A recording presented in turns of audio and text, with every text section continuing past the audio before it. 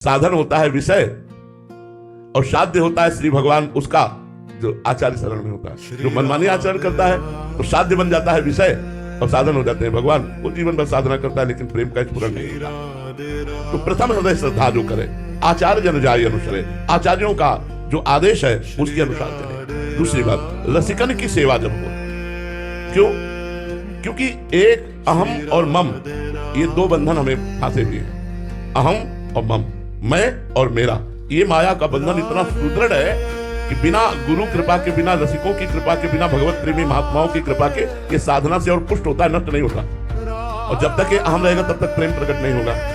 अहमता और ममता, ये दो बातें इतनी जोर की हैं कि ये अगर पलट जाए दोनों, प्रभु की तरफ हो जाए तो हमारी बात बन जाए। एक अहमता ममता ये जग में है दुखदाई, और ये जब श्री जी की ओर लगे तो होत परम सुखदाई।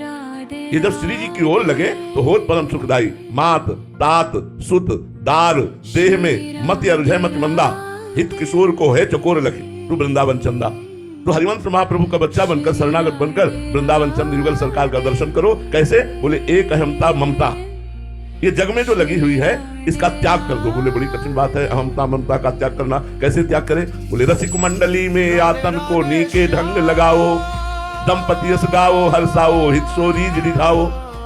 जो प्रेमी महाभागवत जन है इनका संग करो। अगर प्रेम लक्षणा भक्ति प्राप्त करनी है तो रे मन रसिकन संग बिन रंचना उपजय प्रेम। बिना रसिक महापुरुषों के, भगवत प्रेमी महात्माओं के संग के बिना भगवत प्रेम नहीं प्रकट होता। तो रसिक मंडली में या तन को रसिक मंडली सभा में बैठा लो और मन से उनकी बात सुनो, और जो वो आचरण कह रहे हैं, जो मंत्र नाम जप उपासना कर रहे हैं, नीके ढंग लगाओ, मन को उसी में अच्छे से लगाओ।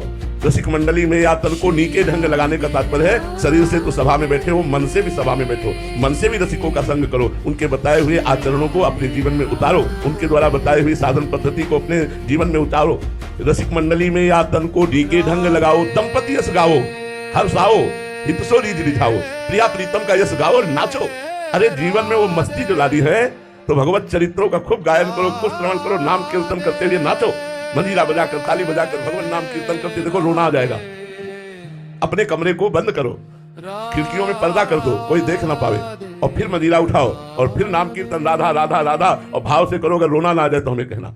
नाम के दंपति यश गाओ हर्षाओ हितसो रीझ रिझाओ। देवन को दुर्लभिया देही तैने सहजी पाई, मन भाई निधि पाई फिर क्यों जान बूझी बिसराई। अब नहीं, अब देरी मत करो। मनुष्य शरीर मिल गया है, सदगुरु आचार्य की शरण में होकर उनके द्वारा बताई हुई अब जो कहा करे हम सोई, ऐसे लिए चले निज दासी, मन कर्म वचन विशुद्ध सकल मत हम श्री हित हरिवंश उपासी। जो आचार्य आदेश करे, जो गुरुदेव आदेश करे, उस पर यदि हम जीवन को लगावे तो हमारा काम। सबसे बड़ा बंधन प्रेम न प्राप्त होने का कारण अहमता और ममता है। इसलिए भगवान श्री राम जी ने कहा सबकी ममता ताग बटोरी, मम पद मन बांधे बड़े डोरी। कहीं ममता न रह जाए किसी वस्तु व्यक्ति स्थान में, और कहीं अहंकार न रह जाए। देहाभिमान, विद्वता का, जाति का, कुल का अगर कोई भी किंचन मात्र अभिमान रह जाता है तो भक्ति नहीं आएगी। प्रेम की तो बात नहीं, साधारण भक्ति नहीं आएगी। विद्या रूप महत्व कुल धन जौवन अभिमान सतकंटक देखे जहाँ रहे न भक्त निदान, रहे न भक्त निदान स्वांग सब नगर नारी के, विषय हाथ बिकाए नहीं रिझवल भरतार के।